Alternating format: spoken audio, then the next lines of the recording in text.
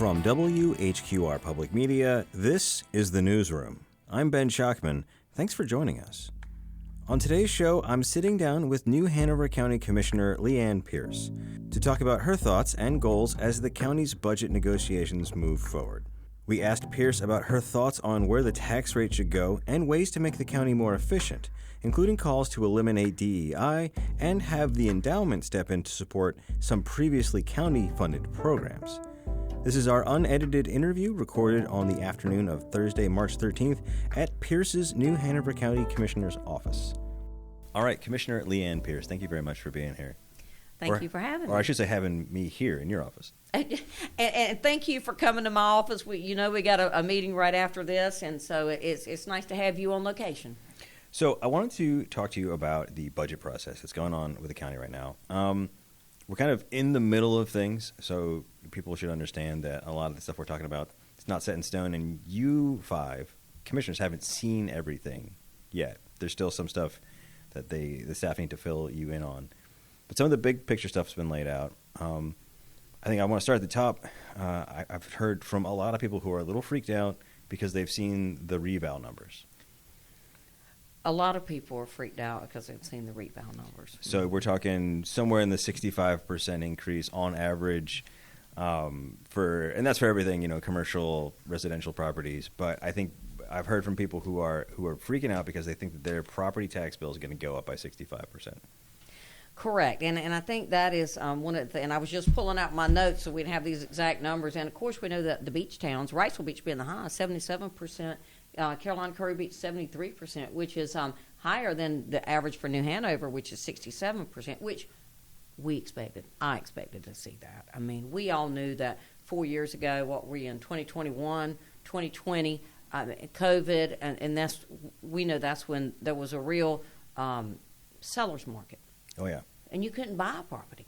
I mean, there were multiple offers on everything. Now the tables have turned quite a bit, and that is, mainly from the price increase, that the demand for the property. And then, we're looking at higher interest rates. We're looking at inflation and things that people are stepping back a little bit from those properties. So we have seen a slowdown, but that is when the properties changed in value so much. So the big numbers that we've heard batted around, and I'm doing this every time I interview a commissioner, so if people listen to one that they'll hopefully get some of the message. But, the property tax rate right now is 45 cents on $100 of value. Mm-hmm. And if we were to keep that, right, that would mean a huge increase for people's property tax bills and a lot more money coming into the county. Most people agree that that's not the right thing. The tax rate should come down. It's about how much should it come down? So Ben, I don't think you will find anybody from our manager to our commissioners who will tell you they want to keep it at 45 cents. Exactly. So, I mean, maybe in a perfect world, if we hadn't been dealing with 4 years of inflation, it could come down to, I think my number is 28 cents. But that would be if we hadn't had 29 cents revenue neutral. Yeah. Yep, I'm looking at it right here. So for people who, talk about revenue neutral, that would be it. But as County Manager Chris Coudray has pointed out, there's been about $68 million a year in inflation. So I think the dream number is somewhere around 36 to 37. 36 cents is what he and staff are proposing. I suspect you will see commissioners try to negotiate that down. That's my intent. If you tell me it's 36, then I know it's probably less than that is your real number.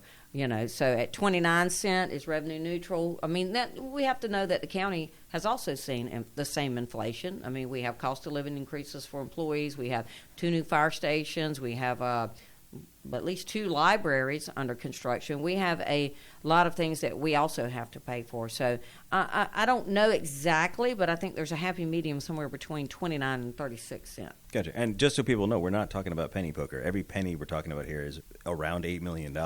Yes. It is. It's interesting that I don't think a lot of times that I was going to try to find you one other statistic in my paperwork, because right now we are number 16.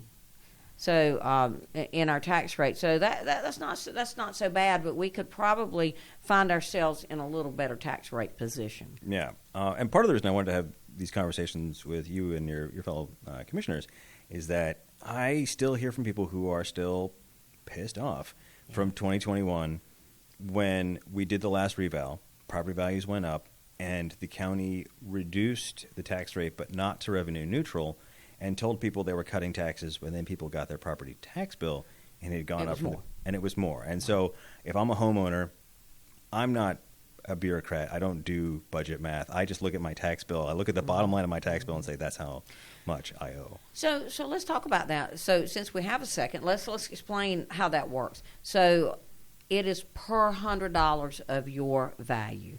So your value is divided by 100, and whatever that comes out to, you multiply it times your tax rate. So revenue neutral essentially means that you don't pay any more money. That the tax rate is adjusted to where you continue to pay the same amount that you've always paid.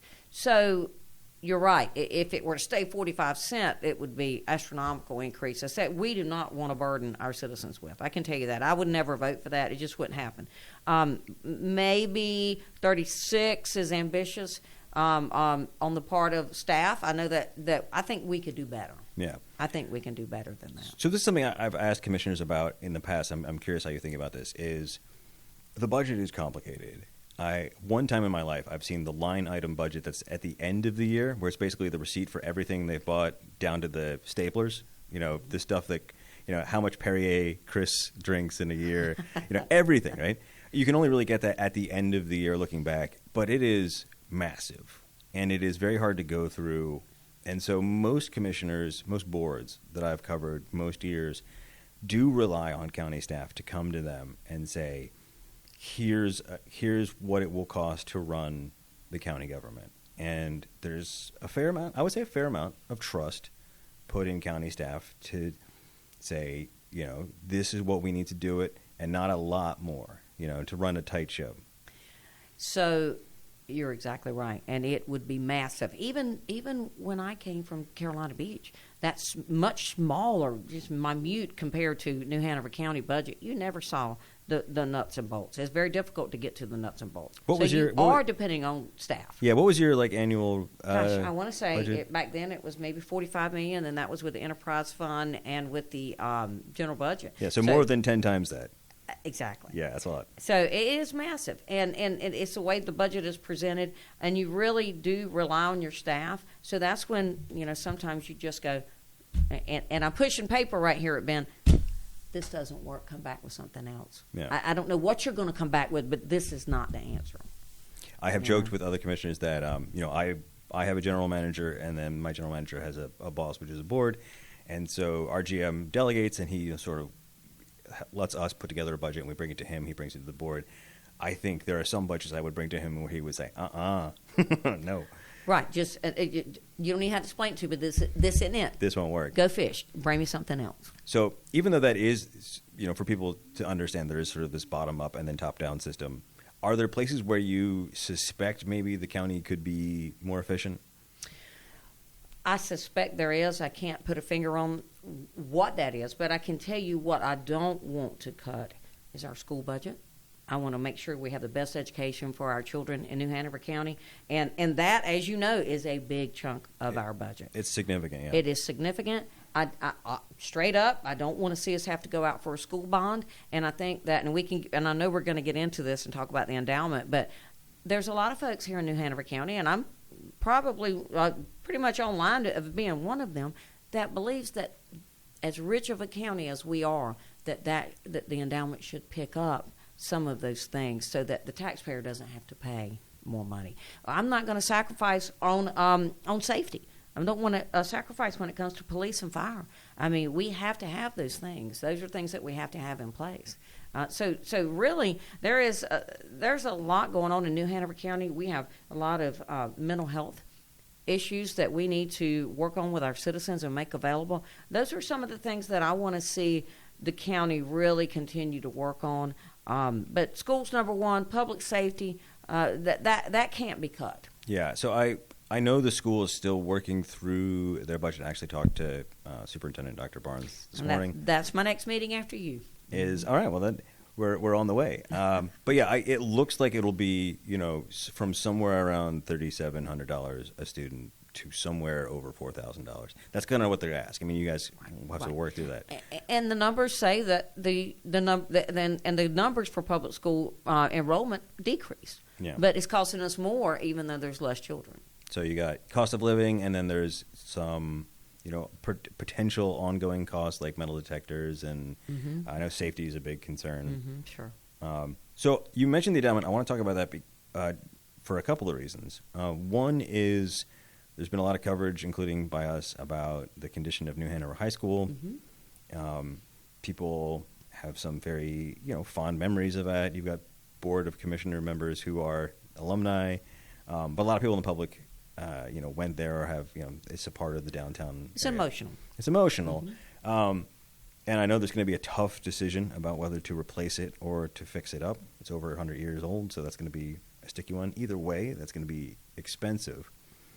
And I bring this up because just this week, the endowment, the New Hanover Community Endowment, made a grant to the aquarium, which $7.5 million, which people have noted is a little bit of a pivot for them.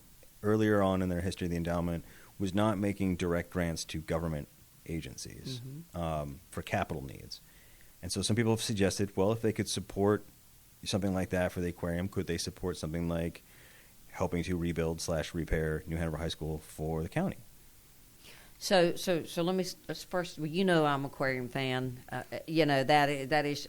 It is my understanding the number one visited aquarium in North Carolina. It's a good aquarium, and it's a wonderful aquarium. I'm a biology major, science girl from day one, so I love that kind of thing. And I think that is something that I'm glad they're investing in, and I'm glad that the state is investing in. And I want to see our children and our schools visit there and get excited about our sea life. I think that's a wonderful thing. So I have to give that a rubber stamp. I like that. It's a winner all the way around. But I like infrastructure. So capital improvements, those type of things is what I would like to see the endowment invest in. It's hard to invest in sustaining jobs and positions, but when you invest in actual infrastructure projects like that, it's there forever. So I do think that is something that the endowment board should really highly consider is possibly the school, the New Hanover High School. We haven't got that study back yet that is going to tell us, we hope, that what we need to do there. But I understand that should be in the next couple of months. Yeah, I will be surprised if it is not 9 figures. I think it is going to be a large number. And I know from talking to the district that their overall needs, now not all these are chronic, not all these are saying we need to do it this year, but there's hundreds of millions of dollars of projects that they would like to do. And then where do you put the kids, the students? And they need a new school in River Lights. There's a talk of another middle school. So, yeah, I think I have heard from some of your fellow commissioners that they would maybe like to see the endowment in the room for some future budget talks, maybe not this year, but maybe in coming years, because there are some real needs, and the endowment has every year a more financial horsepower to do some of this stuff. Absolutely. I mean, they have the money to do it, and I think I personally believe those are the kind of things that they should be investing in. I think a school bond. I understand the whole school bond thing that's coming back, but I'm not. If we had to have a school bond, I would be in favor of it, but I don't want to see that just yet. I want to see us exhaust every other measure before we put another tax on our citizens. That is fair. I guess the one difference there is that at least there you can put it on the bond and let the people vote up or down on it. Right. Yeah. And quite honestly, I think you and I both know a whole bunch of people who are struggling and they cannot afford. That's why these reavals, I think, hit so hard. Because I know folks that aren't going out to dinners anymore like they used to. They're not traveling. They're not doing the things. That's why you see a lot of the sales tax numbers, I believe, down. They're just not spending the extra money that they used to spend because they don't have it. You can't go to the grocery store and walk out for less than $50. Well, a loaf of bread is, $5? I mean, it's crazy. It is crazy. And you got a family. For me, it's just me. My children are grown now. But what if you're married and you have a couple of children to feed? Yeah. That's a lot. I like to make fresh pasta, and I now joke that it is millionaire's pasta because it takes 7 eggs. There you go. I mean, it's tough out there. Yeah. It's tough out there, and I think that when we're doing these budget talks and talking about what tax rate it's going to be, we need to remember the average citizen that we are representing. So I can't help but notice on your desk there's the non-county agency applications. These are the nonprofits that the county. I see that, and I have not looked at that yet, so I'm sure that's why it's sitting there. So I won't go into details about any individual grant, but I have heard it suggested, including by Commissioner Scalise, that at some point perhaps the endowment should take the $1.6 million in annual nonprofit funding off of the county's hands and take it over to the endowment. I've talked to some people in the nonprofit world who aren't especially concerned if there's some guarantees of stability and continuity. I think reoccurring. Yeah, and I think some nonprofit folks are worried that if you guys just kick it to the endowment, that if things are a little rocky for a year, sometimes that can mean losing some good staff. I mean, they really do reply. Their budgets are pretty tight a lot of the times. I understand that, and honestly, I have to agree to some point with Commissioner Scalise on that. I would like to see the endowment pick those things up. It's hard on the county, and we have a committee that this goes through. I mean, we need to be focused on schools. We need to be focused on public safety. We need to be focused on the other health and human services and the things that counties do. This is hard for us to do a lot of the nonprofit stuff because there's always more and new nonprofits that need money. I'm not saying we're going to get rid of it. I'm not saying we're not going to do our fair share, but yes, if they could pick it up, that sure would make our job a lot easier. Yeah. So I do want to talk about the other thing that Commissioner Scalise suggested as a cost-cutting measure. Oh, I'm scared to hear it. Go ahead. Here we go. This was his suggestion that the county do away with its DEI department. I was there. I heard it. Yes. So he has philosophical reasons for it and financial reasons for it. $600,000 is sort of the ballpark cost of the DEI department. Is less than 1%. But it is money that the county could potentially shed. What do you think about that? Well, here's what I think. I think it's a very sensitive subject. I think it's a sensitive subject on both sides, whether you're Republican or Democrat or neither. I think, let me just say this. All people should be created, and they are created equally, but they should be treated equally. It doesn't matter if their race or their gender or their any of those things should not matter. So, in my mind, there's already laws in place that protect that. Now, I know that DEI does some other things. So I hear from people that say, well, you're racist if you don't believe in DEI. And then I hear from other people that say, this is ridiculous. So what about this, a white man? Where does he fit in? I'm walking the line on the conversation with you right now because it's a hard decision for me. But do I think it's too big? Straight up, yes, I do. I think it's too big. I think it could be smaller. I think that Linda does a fantastic job. I think that we can figure out what is that. I mean, is that an HR thing? I always thought that was kind of an HR thing, in equal employment. Yeah, you're talking about Linda Thompson, who's the county's DEI officer. Yeah, I mean, I have heard it suggested that many of the things that are good about DEI have historically been done by HR departments. I've heard from people who work at companies that have really great corporate culture, and they have better diversity because it is a cool place to work. It's a good place to work. And the county is a little different because I think a lot of people, when they think of DEI, they're thinking of the corporate workplace. So the county, you've got that. You have a huge workforce that you have to manage. You need HR. 2,000, I think. Yeah. Mm-hmm. But then you've also got sort of the public-facing stuff, the outreach stuff. So I think that's where people get into the nitty-gritty. And again, you're totally right. I hear some very strong opinions from both sides. So I don't envy you having to pick a side on that. Well, I don't think that. I just think that as a department, it maybe not a whole department. I don't know how many people's in there now, maybe 6. I know the budget is $600,000, but I think that could be something that could be handled easily through HR. And but let me just say, I ran a business for 30 years, and somebody applied for a job. They said, I said, I could care less if you're purple with polka dots. Just show up and let's do the job. I hired a male housekeeper one time. They said, you can't hire him. He's a guy. I said, why?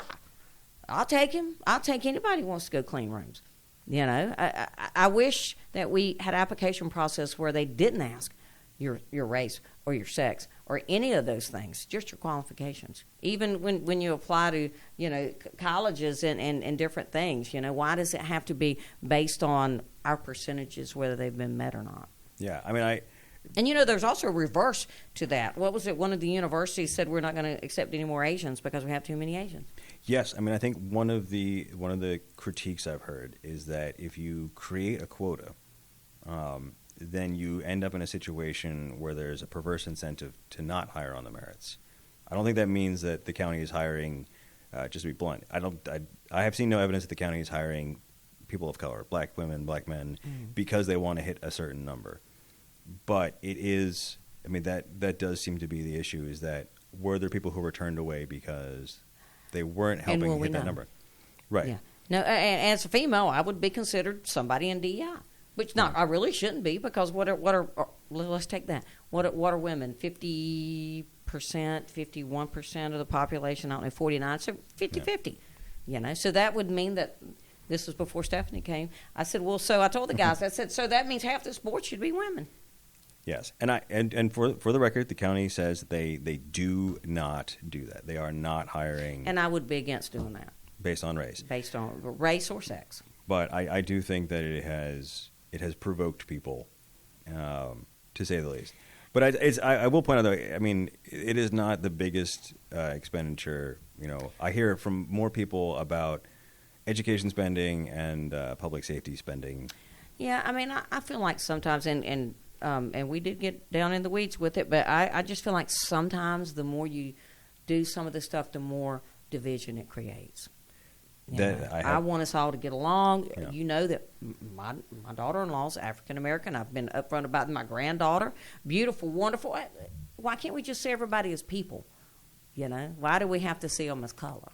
I mean, honestly, that's a fair question. I do think it depends on your personal set of circumstances. I know people who still feel like, because of who they are, whether that's being a woman or a person of color or being gay, whatever it is. Right. Gay, transgender, whatever. Sure. Who cares? They feel like they don't get a fair shake, or that there are, especially once you get into a workplace, where they feel like there are times where they're elbowed out of the conversation or passed over because of things that people just think about them based on who they are instead of focusing on their merits. I can say personally, I've been through some trainings that I thought were silly.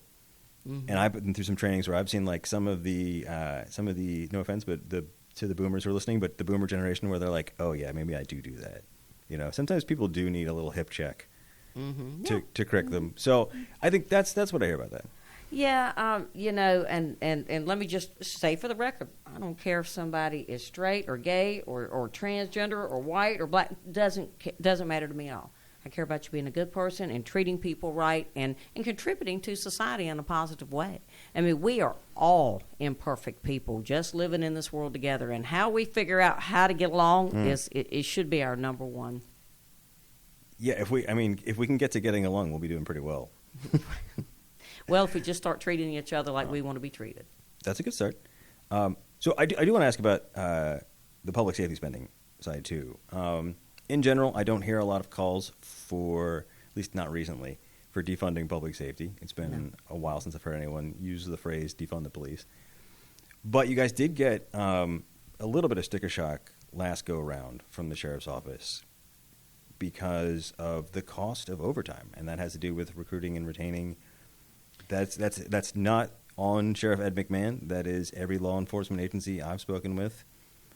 Same back when I came from my little town. We could not retain police officers. They often were poached by New Hanover County or other people. They were. Other agencies. Actually, I remember talking to Carolina Beach PD about that and saying, there's got to be something we can do to keep someone on the force long enough to train the next round of people. It's hard because they go through BLET, and then we think they're coming one direction, and then they get poached. And I say poached in a friendly way, to a better position. I see quite a few of the officers here in the county that I worked with back in Carolina Beach. There's quite a few here in the county, and then some folks have transitioned over to the city. So, I don't fault anybody for trying to better themselves and go to a better work environment for them. But if from a budgetary point of view, if that ends up being an issue, I feel like it is in the past been the will of the board to put up the money if the sheriff says this is what we need to keep deputies on the street. Well, I'm going to be in support of that. I'm going to listen. When you wake up in the morning and you strap a firearm on yourself and you go out and you don't know that you're going to encounter someone that day that's shooting at you or is going to put you in danger. That's a tough job, and you should be paid for it. And I don't know about you, Ben, but when I call 911 or if I got a burglar in my house or someone is attacking me, I want the police to show up. So you're not going to hear me argue too much with the police budget. I think most people want the same thing. They do want a functioning law enforcement. Same with the fire. Yeah. If your house is on fire, you want the fire truck to show up. Oh, yeah. Yeah. So, I mean, public safety, number one for me. Speaking of public safety, one of the things I have seen over the last 4 years in this insane housing market, and maybe it cooling off a little bit will get us back from this brink, but I know law enforcement agencies that have changed their regulations about how far you can take your patrol cruiser away from your jurisdiction because people simply can't afford to live.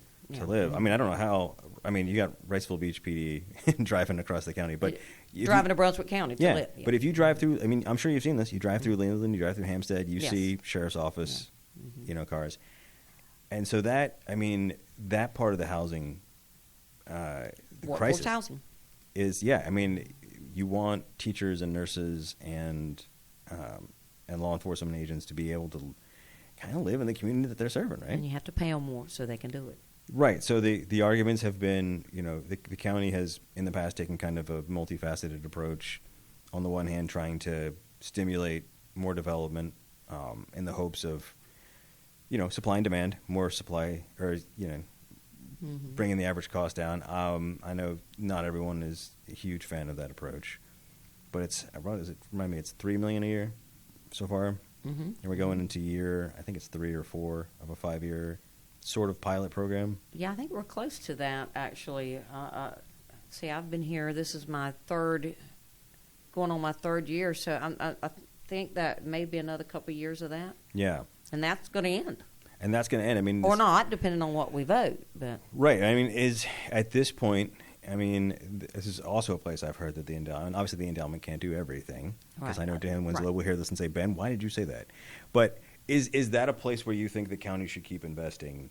$3 million is not nothing. It's not it's not the whole budget, but it is a certain amount of money. Maybe I really have to think through that. I think so many new people every year come to us for more money because it's there. Yeah. And to your point about the endowment, everybody says, "Oh, we can get money from the endowment." Mm-hmm. I mean, everybody I talk to, we're going to go to the endowment. Well, the endowment can't fund everybody and everything, but they sure can help and do a lot of things. And I mean, I don't know. We'll have to cross that bridge when we get to it. I'm just going to leave that out there. I'd like to see the fruits of our labor. Let me just say that. I mean, we have invested in several projects that are in the process of getting online now. So I would like to see that. I know we've participated in some gap financing with certain affordable housing developments. So I'd like to see those come online and see how that affects the community. And to your point about the police officers driving across town, or and because you see their cars, they drive their cars so that when they get in it, they're on duty.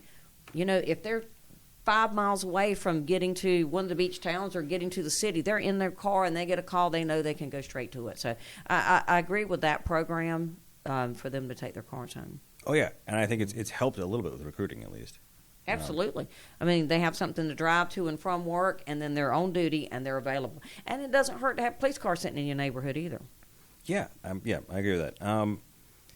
The other side of this housing issue that in some ways I think the endowment and the county and the city have all also tried to think about is if you can't make housing cheaper, you can give people more income to afford it. And so the county in various ways has tried with a couple of partners, economic development partners, to kind of raise the bar on what the employment options are here in Wilmington. You know very well this is a vacation town. I worked in the service industry here. I started at $6 an hour in 2003. I was actually able to rent half of an apartment in downtown Wilmington on $6 an hour. It was tight, but I was able to do it. I don't think you could pull that off anymore. No. Well, it's an interesting point that you make there, and I see people say this all the time. We got to raise the minimum wage. It's $7.25. I don't know anybody who's paying that. I know. I mean, if they're out there, I have not heard of it. I mean, I can tell you that probably 5-6 years ago, we would pay housekeepers, front desk staff, $10-12 an hour. Now you got to pay $15, or nobody's coming to work for you. I will say there's I won't name it, but people will know what I'm talking about. There's a pretty good burger joint down by the port that starts their dishwashers at something like $15 or $16 an hour. Right. Mm-hmm. And at the height of the quote unquote nobody wants to work anymore mm-hmm. issue, well, it turns out they did want to work. You mean that's gone? Because I thought it was still here. Oh, it's still here. I mean, but the staffing crisis for service industry didn't go away, but I think some people figured out a way to make it work. And you could pay a dishwasher who was going to show up every day and get the job done and not be an issue and not have to be replaced in 3 months, or you could try to sheep out and pay less. Right. And I think a lot of business owners figured out you get the workforce you pay for. Exactly. And I've always said that people have a certain worth ethic. It doesn't matter how much you pay them, whether it's more or less or whatever. They have a worth ethic. And you get a good employee in there, you pay them. Yeah. You pay them and you treat them right and you incentivize them and you do the things to keep them. But I think in the service industry particularly, I think you're going to have to start them around 15. And I don't even know what the living wage is considered now. Was it 17 or, It depends if you're single or married. Right. But yeah, it's more than $7.25 for sure. And so $7.25, when people bring up that point to me, I agree. It should but nobody's paying that because they can't get anybody to work for that. I wouldn't. You wouldn't. None of us would work for that. Yeah. So I mean, I think the other part of that is that I know so, as you do, many people in the service industry who they see some of the great job opportunities that are in Wilmington, whether that's in healthcare. We've got that going on in fintech. We've got a lot of that developing now. But it's hard to jump from one sector to the other. It's hard. Even if you get up to even you're like the general manager of a nice restaurant, it's hard to jump from that to like Live Oak. Right. And one of the things I hear people ask for, and I don't know how much power the county has to do this, but is to help fill in some of those middle class jobs that would, instead of paying $30,000 a year, maybe pay $50,000 a year. Mm-hmm. That's tough, but I know that is. The county looks for opportunities to develop that kind of employee. Well, and you and I talked about this in the past, that one of the ways that we can help some of our folks that are unsheltered is to give them higher paying jobs, get them educated and get them higher paying jobs. I'm not saying that's going to work for everybody because I know that it won't. But I think the opportunities for better jobs are like you and I just talked about the Amazon facility. That was that just yesterday? Yeah, just yesterday. Listeners can't see it, but there's a very shiny gold shovel here. There is a shiny gold shovel here, and I walked in with it, and I told Ben, and we got a collection going on in here because I see Project Grace beside it too, which has come along great. But Amazon yesterday, 3.2 million square foot facility. It's huge. Going to employ 1,000, and I'm giving the plus or minus sign to Ben. That's what we're being told. And normal folks. These are not high-tech, jobs. These are fulfillment centers, So I think it's a great thing. It's going to employ our folks, and Amazon's a great company to work for. Depending on who you ask, yes. Do we know what? I mean, you don't lose any points if you don't. But do you know what kind of salaries they're offering folks to work there? No. I'm sure it's more than $7.25, but I would hope. Yeah. And I know that the benefit packages and that a company like that offers is just great. I mean, I come from a world where I did not have medical insurance, did not have any kind of benefits. The only benefits that I had are the ones that I made for myself. If there was any money left at the end of the week after I paid everybody. Yes. So I get it. I mean, and I want folks, and I say that all the time. Sometimes to our county staff or people in hospital staff. You got a great benefits package, and that is a huge value. I remember when Carolina Beach tried to get onto the county's benefits package because it was so good, and you had to send Tim Buckland to tell him no. That's right. Didn't happen. But it is, it is one of the reasons I know people really enjoy working at the county is that benefits package is incredible. The county really does a good job taking care of its employees. I will say that. I'll tell you, I know folks, and this is a whole other thing that we don't have time for, but medical insurance is absolutely ridiculously priced. And if you have a company that's providing that for you, that is a huge asset. I mean, I know folks that are paying $1,000 or $1,200 or more than that they can than their family can afford just to have medical insurance, and it's strapping people, financially. And I know folks that aren't retiring from their jobs because they're not 65 and they can't get Medicare. And I'm like, it really just affects their whole quality of life because medical insurance is so expensive. I agree. When people do the math and they look at what is causing them to be housing burdened, these are people who are spending, more than they should on paper on housing. I think if you took health insurance out of the equation for a lot of people, they'd be able to swing it. Exactly. Yeah. And we all know about the Medicaid expansion that happened. Knocking on wood because we're hoping it stays. So me too, because I know folks that are still waiting for that to come through. And how's that going to work? 'Cause this is first year. Yeah. So how's that going to be? I don't know the answer, but I think that is something that all people should have is medical insurance. It just makes us a healthier society. So the last question I wanted to ask you about, because you brought this up, and I do hear a lot about this issue, is homelessness. And I think the county has done better in the last few years working with Wilmington. I think relationships were frosty for a while there.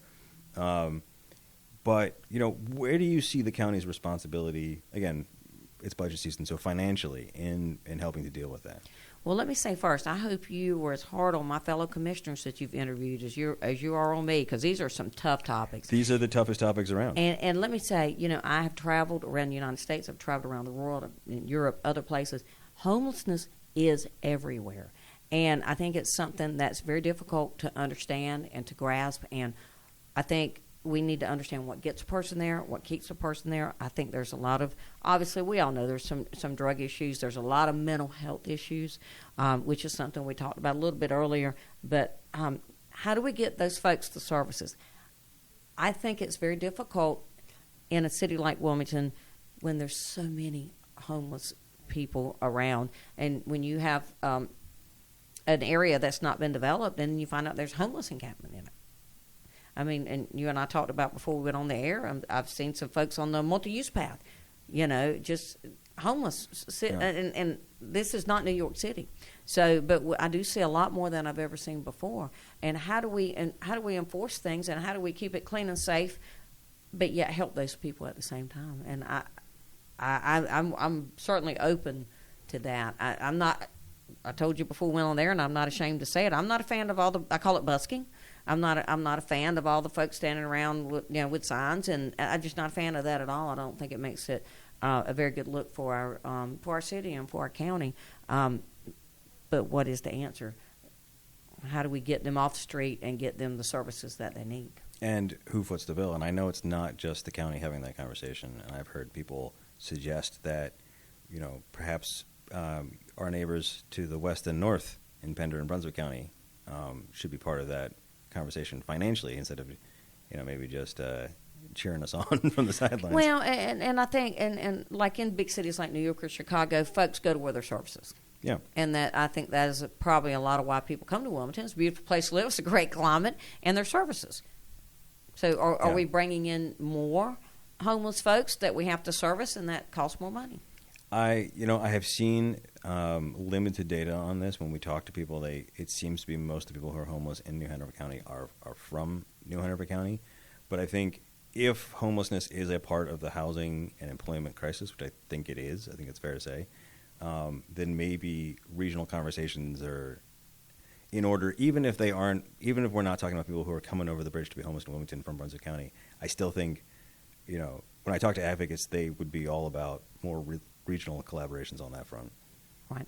Well, and something you and I talked about before we went on there is, when I was hiring people, and they would come in and they would be straight up, I don't have anywhere to live. Can I stay here? And I said, no, that's company policy. You can't do that. So I have a car, I have transportation, I have my driver's license, I have a place to live. Or it would be the total opposite. They would come in and say, oh, yeah, no, I have a house, I have a place to live, but I don't have a way to get to work. It was almost always one or the other was the issue. Either it was the transportation or a place to live. And, of course, the folks that had transportation were living in their vehicles.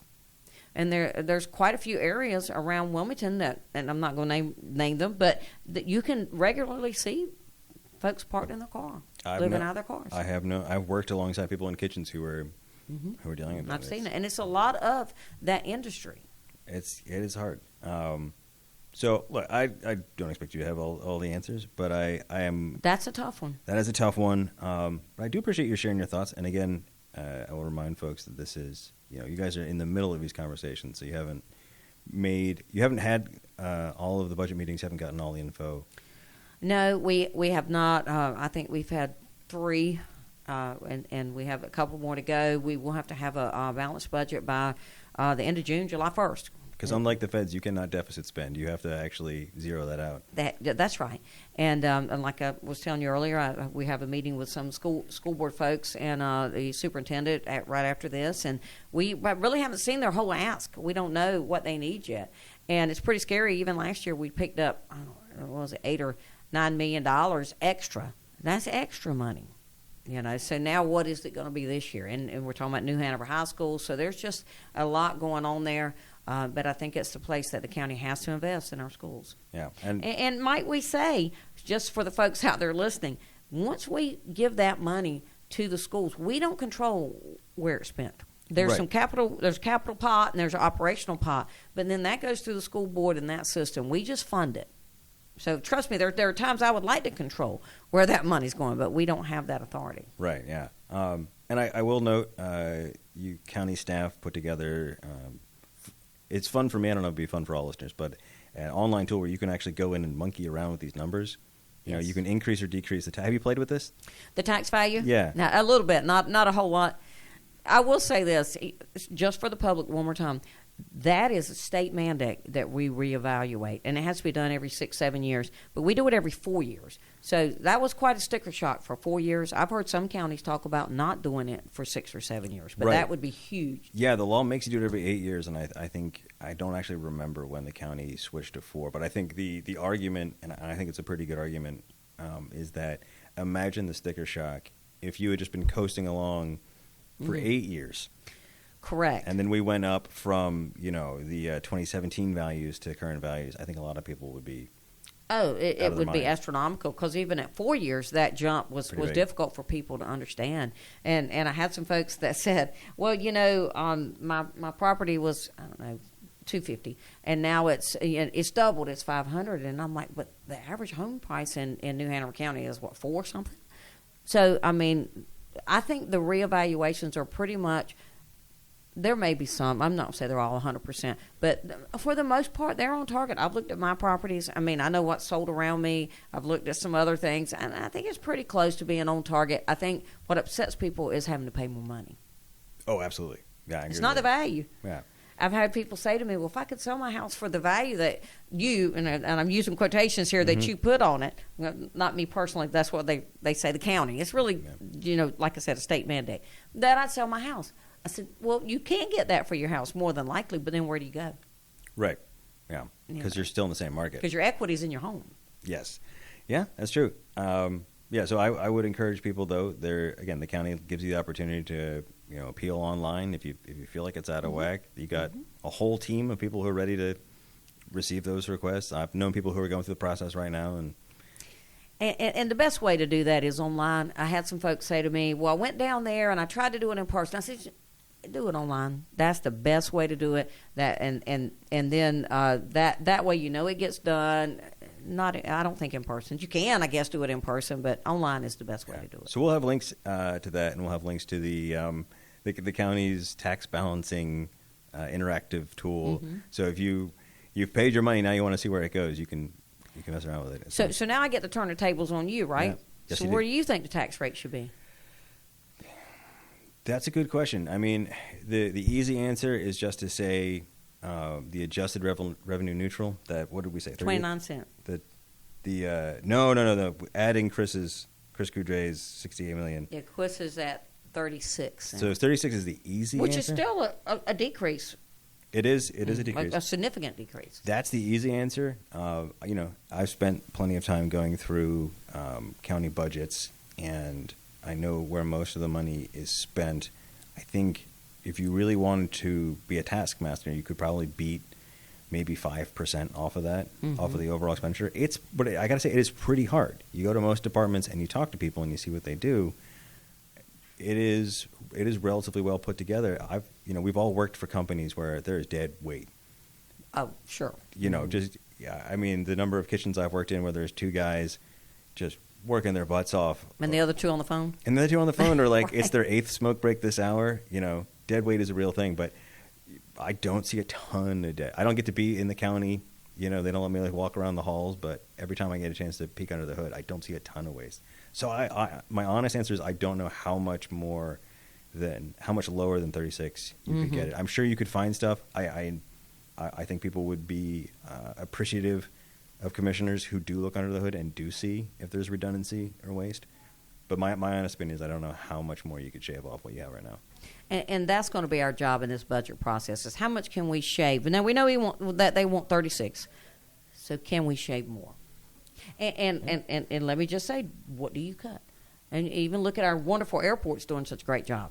We have a big meeting tomorrow at the airport to have an update between our authority, which I serve on, and on our commissioners, and doing great things. And what do we do? Where do we cut things?